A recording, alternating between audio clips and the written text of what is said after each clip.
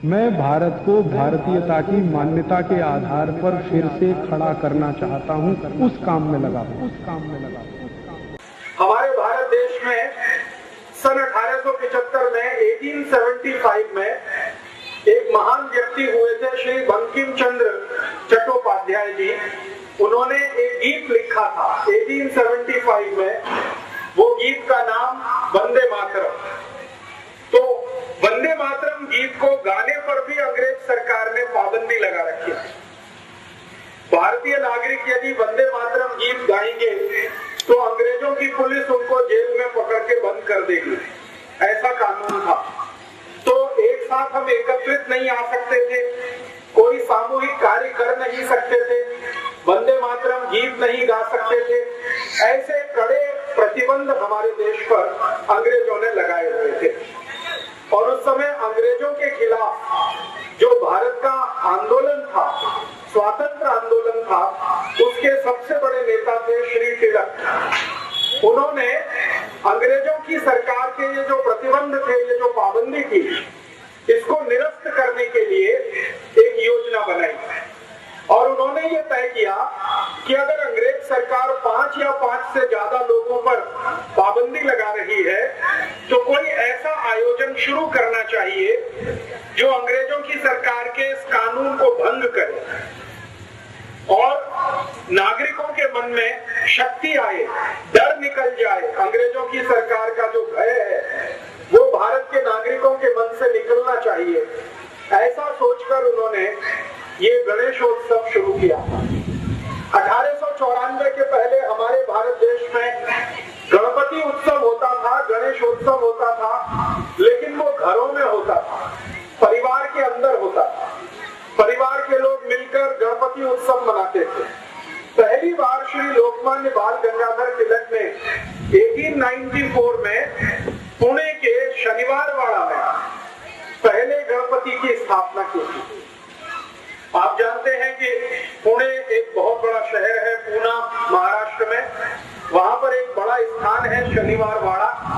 इस शनिवारवाड़े में पहले गणपति की स्थापना हुई थी 1894 में और वो स्थापना स्वयं श्री लोकमान्य तिलक ने अपने हाथों से की थी। और उस स्थापना में एक गणपति मंडल उन्होंने बनाया था, शनिवारवाड़ा गणेश मंडल। वो भारत का सबसे पुराना गणेश मंडल है।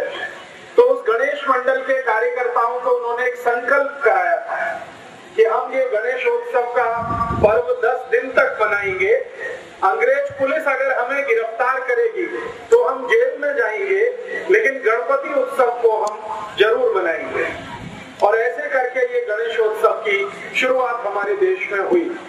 और सौभाग्य से क्या हुआ, 1894 का पहला जो गणेशोत्सव शनिवारवाड़ा में हुआ तो अंग्रेज पुलिस थोड़ी परेशान हुई, क्योंकि जो गणेशोत्सव को मनाने वाले कार्यकर्ता थे उनको वो पकड़ नहीं सकते थे।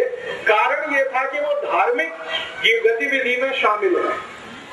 राजनीतिक गतिविधि में अगर वो शामिल होते, कोई पॉलिटिकल एक्टिविटी में होते, तो पुलिस उनको अरेस्ट करती। लेकिन चूंकि वो धार्मिक गतिविधि में थे, इसलिए अंग्रेज पुलिस ने उनको अरेस्ट नहीं किया और पूरे 10 दिन तक वो गणपति उत्सव चला। 1894 में 1894 में अक्टूबर 20 अक्टूबर से लेकर 30 अक्टूबर तक ये कार्यक्रम आयोजित हुआ था। श्री लोकमान्य तिलक ने हर दिन शाम को एक व्याख्यान वहां पर आयोजित किया था। स्वयं श्री लोकमान्य तिलक उस व्याख्यान में हाजिर रहते थे, खुद उसमें शामिल होते थे और बड़े बड़े वक्ताओं को वो उसमें बुलाया करते थे। एक दिन का व्याख्यान हुआ तो उसमें उन्होंने कलकत्ता से एक बहुत बड़े नेता को बुलाया। उनका नाम था श्री विपिन चंद्र पाल। 20 अक्टूबर 1894 के पहले व्याख्यान में विपिन चंद्र पाल वहां आए। 21 अक्टूबर का दूसरा व्याख्यान हुआ तो उसमें श्री लोकमान्य तिलक ने उत्तर भारत के एक बड़े नेता को बुलाया, श्री लाला लाजपत राय। वो 21 अक्टूबर को आए। फिर तीसरे व्याख्यान में उन्होंने, आपने नाम सुना होगा कि हमारे भारत देश में पुणे शहर में 3 महान क्रांतिकारी पैदा हुए एक भाई के रूप में। 3 भाई एक साथ एक ही परिवार में क्रांतिवीर के रूप में जन्म लिया वो थे श्री चाफेकर बंधु। तो 23 अक्टूबर को व्याख्यान चाफेकर बंधुओं में जो सबसे अग्रज थे, बड़े थे, उनका हुआ। फिर 24 अक्टूबर को चाफेकर बंधुओं में दूसरे नंबर के जो भाई थे उनका हुआ। एक श्री बालकृष्ण चाफेकर, एक दया कृष्ण चाफेकर, ऐसे करके तीनों चाफेकर बंधुओं का व्याख्यान हुआ। फिर उसके बाद श्री लोकमान्य तिलक ने मुंबई से एक बड़े नेता को बुलाया, उनका नाम था फिरोज शाह मेहता, उनका एक व्याख्यान हुआ।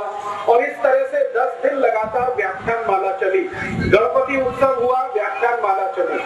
जितने भी वक्ता वहां पर व्याख्यान देने के लिए आए पहले गणपति उत्सव में, सबका जोर ये था कि भगवान गणेश हमारे देश को आजादी दिलाए, भगवान गणेश हमारे भारत को स्वराज्य दिलवाए, हमारे भारत देश में अंग्रेजों की सरकार समाप्त हो। सभी व्याख्याताओं ने इस तरह के विषय लिए थे और जितने भी लोग सुनने के लिए आते थे उनमें उन्होंने देशभक्ति की भावना, राष्ट्रभक्ति की भावना पूरे व्याख्यानों के माध्यम से भरने का काम शुरू किया। परिणाम क्या हुआ? पुणे के लोगों में गणपति आयोजन के लिए उत्साह पैदा हुआ और 1894 में पहले गणपति की स्थापना पुणे में शनिवारवाड़ा में हुई। अगले वर्ष 1895 में पूरे पुणे में 11 गणपति मंडल बने एक ही वर्ष के बाद और 11 गणपति स्थापित हुए। उसके बाद 1896 में एक साथ 31 गणपति स्थापित हुए, 31। फिर उसके बाद 1897 में पता चला 100 से ऊपर गणपति हो गए। फिर इस तरह से ये संख्या बढ़ती गई और 1898 तक आते आते पुणे से बाहर मुंबई में, पुणे से थोड़ा आगे जाकर अहमदनगर में, फिर पुणे के थोड़ा सा और आगे जाकर नागपुर में, पूरे विदर्भ में ये फैलता ही गया गणपति उत्सव का।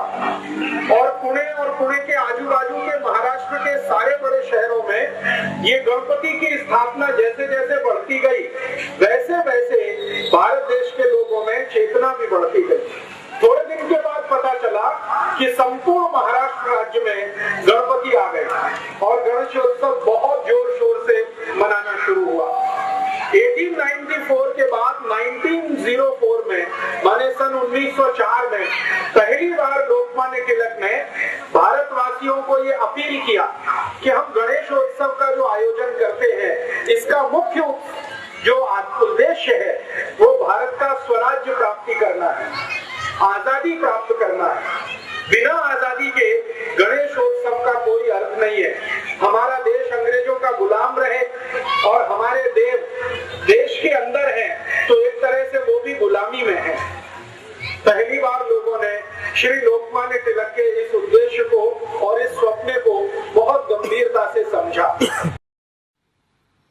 दोस्तों, सबसे पहले तो चैनल सब्सक्राइब करें, फिर लाइक, कमेंट और शेयर करें और हाँ, हमारा एंड्रॉयड ऐप डाउनलोड करना ना भूलें।